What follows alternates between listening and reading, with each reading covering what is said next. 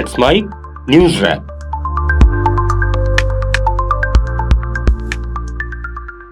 सुनते हैं दिन भर की अहम खबरें सिर्फ 10 मिनट में लेट्स माइक न्यूज रैप में। प्रधानमंत्री नरेंद्र मोदी ने त्रिनिदाद और टोबैगो में भारतीय समुदाय को संबोधित किया। उन्होंने पीएम कमला प्रसाद बिसेसर को बिहार की बेटी कहा और उन्हें राम मंदिर का मॉडल और सरयू नदी के जल के साथ साथ प्रयागराज महाकुंभ का जल भी भेंट किया। पीएम मोदी ने भारतीय समुदाय की यात्रा को साहस की मिसाल बताया। उन्होंने ऐलान किया कि भारतीय मूल के लोगों की छठी पीढ़ी को भी overseas citizen of India card दिया जाएगा। इससे पहले मोदी के टोबैगो की राजधानी पोर्ट ऑफ स्पेन पहुंचने पर प्रधानमंत्री कमला प्रसाद बिसेसर और उनके 38 मंत्रियों और 4 सांसदों ने मोदी की अगुवानी की। राष्ट्रवादी कांग्रेस पार्टी के प्रमुख शरद पवार ने कहा है कि अगर किसी का काम या विचारधारा पसंद नहीं आए तो उसे नक्सल करार देने का चलन बढ़ रहा है। पवार ने शिवसेना की एमएलसी मनीषा कायंदे की टिप्पणी पर यह बात कही, जिन्होंने कहा था कि अर्बन नक्सलियों ने वार्षिक तीर्थयात्रा में घुसपैठ कर ली है और वे वारकरियों को गुमराह करने का प्रयास कर रहे हैं। राजधानी दिल्ली में 1 जुलाई से लागू हुए CAQM के आदेश को लेकर अब रेखा गुप्ता सरकार बैकफुट पर है। नियम लागू करने के महज 3 दिन बाद ही सरकार को अपना फैसला वापस लेना पड़ा। परिवहन विभाग के अनुसार दिल्ली में करीब 62 लाख गाड़ियां हैं जिनकी आयु पूरी हो चुकी है। इनमें 41 लाख 2 पहिया वाहन और 18 लाख 4 पहिया वाहन हैं। ऐसे में दिल्ली में अचानक पुराने वाहनों को बड़े स्तर पर सीज करने को लेकर लाखों लोगों में आक्रोश देखने को मिल रहा था। सोशल मीडिया प्लेटफॉर्म्स के दुरुपयोग पर कड़ी फटकार लगाते हुए इलाहाबाद हाईकोर्ट ने प्रधानमंत्री नरेंद्र मोदी और भारतीय सशस्त्र बलों को निशाना बनाकर आपत्तिजनक सामग्री पोस्ट करने के आरोपी एक व्यक्ति की जमानत याचिका खारिज कर दी। न्यायमूर्ति अरुण कुमार सिंह देशवाल ने अशरफ खान उर्फ निसरत के आवेदन को खारिज करते हुए इस बात पर जोर दिया कि संविधान के तहत भाषण और अभिव्यक्ति की स्वतंत्रता का अधिकार निरपेक्ष नहीं है और इसका इस्तेमाल उच्च संवैधानिक पदाधिकारियों का अपमान करने या वैमनस्य फैलाने वाले कार्यों को सही ठहराने के लिए नहीं किया जा सकता है। पुणे की एक अदालत ने विनायक दामोदर सावरकर के पौत्र की याचिका खारिज कर दी। इस याचिका में उन्होंने उस पुस्तक के बारे में जानकारी मांगी थी जिसका जिक्र कांग्रेस नेता राहुल गांधी ने स्वतंत्रता सेनानी के बारे में कथित तौर पर मानहानिकारक टिप्पणी करते हुए किया था। सांसदों और विधायकों की विशेष अदालत के न्यायाधीश अमोल शिंदे ने कहा कि कांग्रेस नेता को पुस्तक पेश करने के लिए बाध्य नहीं किया जा सकता।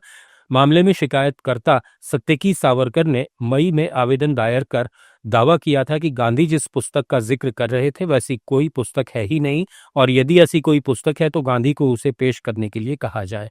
अदालत ने अपने आदेश में कहा कि आरोपी को मुकदमा शुरू होने से पहले अपने बचाव से जुड़े साक्ष्यों के बारे में बताने के लिए बाध्य नहीं किया जा सकता। आदेश में कहा गया है कि आरोपी अपने बचाव से जुड़े साक्ष्य प्रस्तुत करने के दौरान कोई भी प्रासंगिक दस्तावेज पेश कर सकता है। यदि आरोपी को समय से पहले ऐसे साक्ष्य प्रस्तुत करने के लिए मजबूर किया जाता है तो वो भारत के संविधान के अनुच्छेद 20(3) के तहत गारंटीकृत उसके मौलिक अधिकारों का उल्लंघन होगा। सिक्किम सरकार ने गैंगटोक में नई होमस्टे नीति की घोषणा कर दी है। इसका मकसद पर्यटन को बढ़ावा देना और ग्रामीण अर्थव्यवस्था को मजबूत करना है। सीएम प्रेम सिंह तमांग ने गैंगटोक में कहा कि स्थानीय लोगों को होमस्टे शुरू करने के लिए 50% तक सब्सिडी, प्रशिक्षण और ऑनलाइन मार्केटिंग सहायता दी जाएगी। पहले चरण में 100 गांवों को चुना गया है। 2026 तक इसे 500 होमस्टे तक पहुंचाया जाएगा। ईडी ने जयपुर में एक ऐसी फर्जी कंपनी पर रेड की है जिसने गड़बड़ी कर अपने शेयर 6 महीने में 8 से 153 रुपए तक पहुंचा दिए। टोंक और देवली सहित कई ठिकानों पर कार्रवाई जारी है। जानकारी के मुताबिक डेबॉक कंपनी पर फेक कंपनी और डमी डायरेक्टर बनाकर बड़े पैमाने पर वित्तीय फर्जीवाड़ा करने का आरोप है। कंपनी के लोगों ने फर्जी कंपनी और फर्जी डायरेक्टर बनाए, उसे शेयर मार्केट में लिस्ट किया और 6 महीने में उस कंपनी के भाव 8 रुपए से 153 रुपए पहुंच गए। रेड में कुछ ठिकानों से लग्जरी गाड़ियां भी मिली हैं। ईडी की एक टीम ने जयपुर के वैशाली नगर स्थित लोहिया कॉलोनी में मुकेश मनवीर सिंह के घर और ऑफिस पर भी सर्च किया। महाराष्ट्र सरकार में मंत्री नितेश राणे ने मराठी भाषा नहीं बोलने पर मारने पीटने की घटना पर सख्त टिप्पणी की है। उन्होंने कहा कि एमएनएस कार्यकर्ता गरीब हिंदुओं को मारते हैं। उन्होंने मीडिया से बात करते हुए कहा कि अगर हिम्मत है तो नल बाजार, मोहम्मद अली रोड या मालवणी जैसे इलाकों में जाकर कहें कि मराठी बोलो। ब्रिटिश फाइटर जेट M35 को ठीक करने ब्रिटेन से 40 इंजीनियरों की एक टीम 5 जुलाई यानी कल भारत आएगी। टीम फाइटर जेट में आ रही टेक्निकल समस्या को ठीक करेगी, जिसके बाद ये ब्रिटेन के लिए उड़ान भरेगा। फाइटर जेट 14 जून की रात केरल के तिरुवनंतपुरम इंटरनेशनल एयरपोर्ट पर इमरजेंसी में उतरा था। राजस्थान के पूर्व सीएम अशोक गहलोत ने चुनाव आयोग और देश की जांच एजेंसियों पर दबाव में काम करने का आरोप लगाते हुए सवाल उठाए हैं।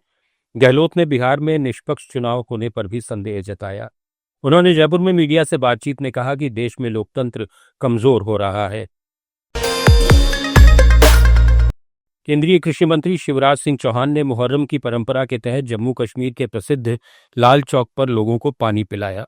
पत्रकारों से बात करते हुए उन्होंने कहा कि लोगों को पानी वितरित करके मुहर्रम परंपरा का हिस्सा बनना एक दिल छू लेने वाला अनुभव था। राजस्थान के नागौर सांसद और आरएलपी नेता हनुमान बेनीवाल को जयपुर के एसडीएम और संपदा विभाग ने जयपुर में जालूपुरा का अपना सरकारी आवास खाली करने का नोटिस दिया है। नियमानुसार वे विधायक नहीं हैं और इसी आधार पर उन्हें 11 जुलाई तक आवास खाली करने का अल्टीमेटम दिया गया है। उनके भाई और पूर्व विधायक नारायण बेनीवाल और एक अन्य पूर्व विधायक पुखराज गर्ग को भी संपदा विभाग ने बेदखली का नोटिस भेजा है। उत्तराखंड में खराब मौसम और बारिश के बीच केदारनाथ के पास हादसा हो गया है। यहां यात्रा मार्ग में भूस्खलन की वजह से 3 लोगों की मौत हो गई, जबकि 8 घायल हो गए। घटना छोटी गदेरा के पास तब हुई जब भारी बारिश के कारण पहाड़ी से मलबा और पत्थर गिरे। मौसम की वजह से अस्थायी रूप से केदारनाथ धाम की यात्रा रोक दी गई है। गृहमंत्री अमित शाह ने सीएम पुष्कर सिंह धामी से बात की है।